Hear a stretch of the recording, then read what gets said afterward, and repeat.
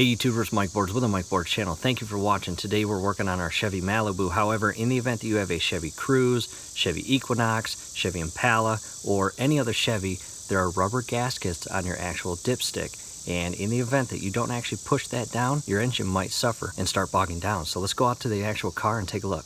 All right, YouTubers, we are referencing a Chevy Malibu and we have already popped the hood. Let's go ahead and open it and take a look at the actual oil dipstick. Hood is up and we are going to direct our attention to this oil dipstick. This is very important.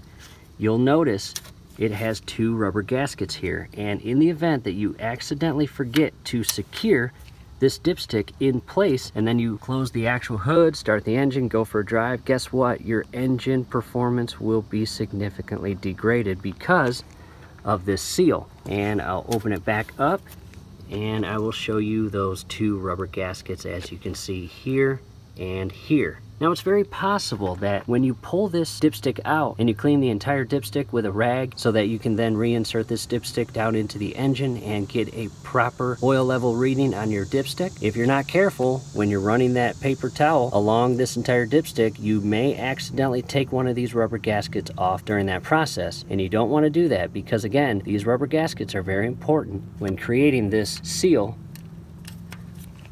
to the actual surface there. So with that said, I want to start the engine and I'm going to show you what happens when that is not secured. Engine is now running and I've got it pulled up and you can hear the engine idling going down, and the actual engine is beginning to shake a little bit.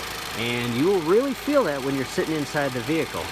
So again, make sure that this is secured and both of those rubber gaskets are in place. From here, do us a favor, below the video, you will see that thumbs up icon.